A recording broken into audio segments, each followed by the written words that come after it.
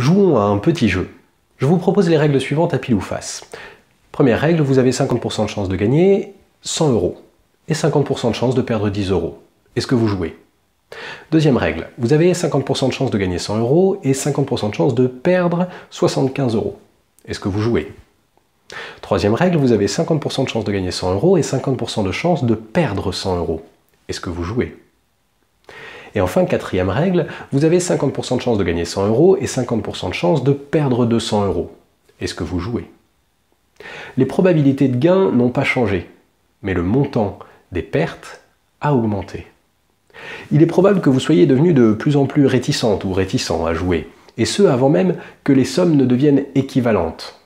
En gros, que votre réticence soit apparue dès 75 €.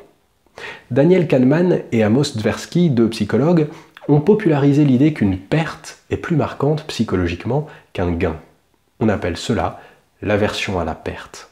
Et c'est une des raisons pour lesquelles le manque de confiance en soi nous fait sous-performer.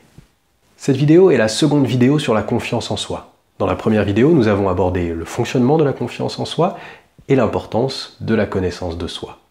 Nous allons parler cette fois-ci de la meilleure manière de conserver notre confiance et notre potentiel face à un défi.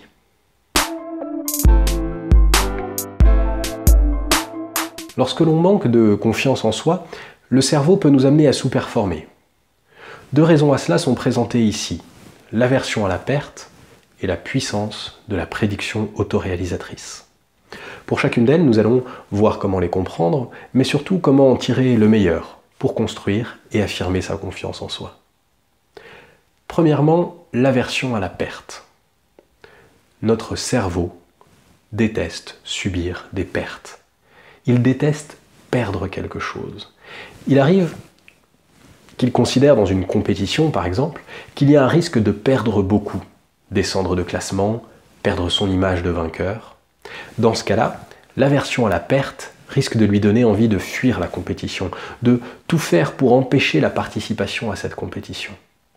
Cela peut expliquer des blessures ou des maladies juste avant la compétition, ou encore la diminution de capacités physiques ou techniques, comme si une partie de nous ne voulait pas participer. Ça peut être le cas lorsqu'un joueur ne parvient pas à marquer le point décisif pour l'emporter alors qu'il a dominé pendant tout le match.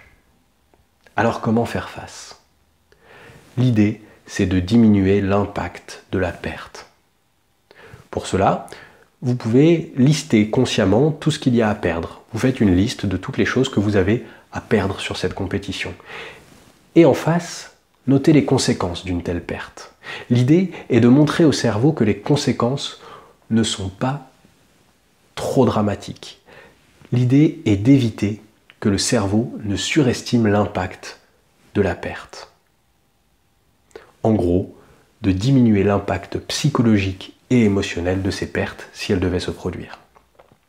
Cela peut tout à fait passer par la mise en place de solutions de secours, de plan B.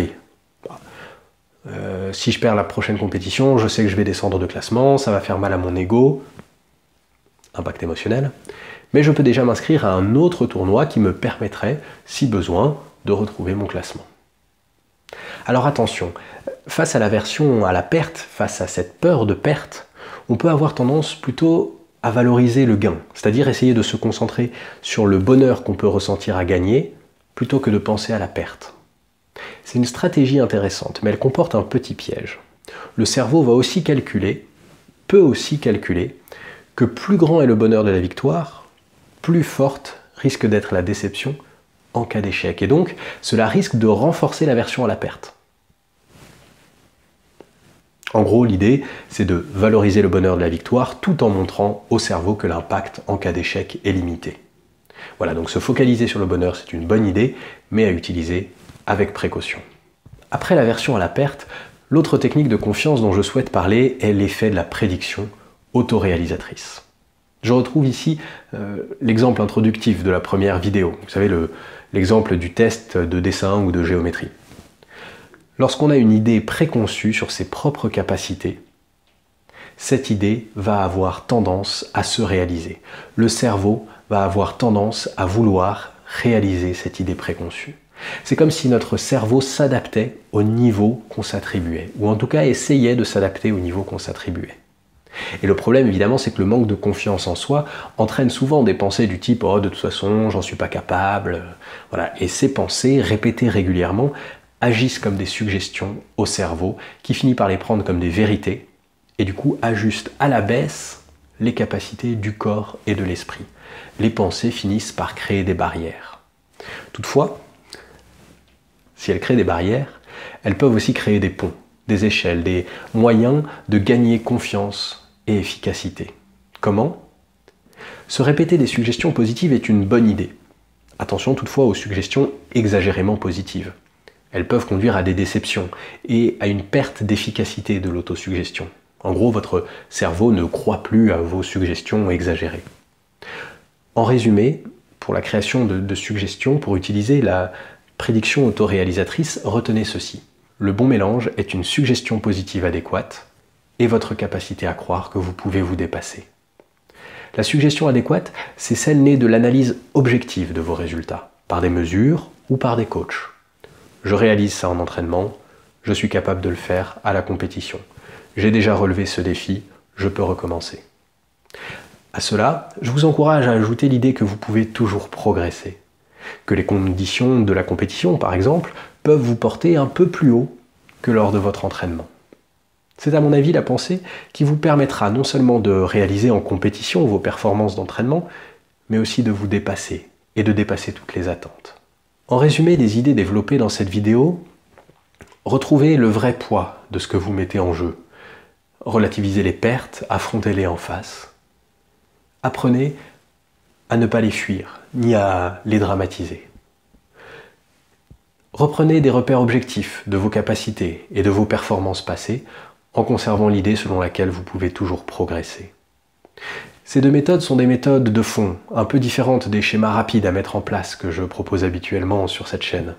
Mais l'objectif ici est de vous permettre de faire face à n'importe quel défi à 100% de vos capacités, voire même à 110 ou 120%.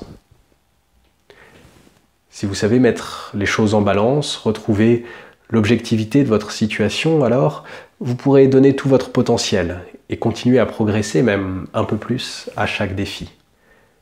Chaque obstacle deviendra un palier de plus sur lequel vous appuyez pour atteindre des sommets. Si cette idée vous correspond, eh bien, à vous de suivre ces conseils, à vous de commencer votre ascension. Et pour commencer ce parcours, vous pouvez avoir besoin de gérer un autre petit aléa en compétition, le stress. Si vous ressentez du stress, soit ponctuel avant la compétition, soit diffus au quotidien, cliquez sur le lien sous la vidéo. J'ai créé un petit guide sur 5 méthodes simples et efficaces pour gérer le stress. Le lien pour l'obtenir se trouve donc dans la description sous le titre de la vidéo. Si vous êtes sur téléphone, vous cliquez sur la petite flèche à côté du titre de la vidéo pour afficher cette description et retrouver le lien. J'espère que cette thématique de la confiance en soi vous a plu. Si c'est le cas, n'hésitez pas à me le signaler dans les commentaires. À très bientôt pour une prochaine vidéo et rêvez grand.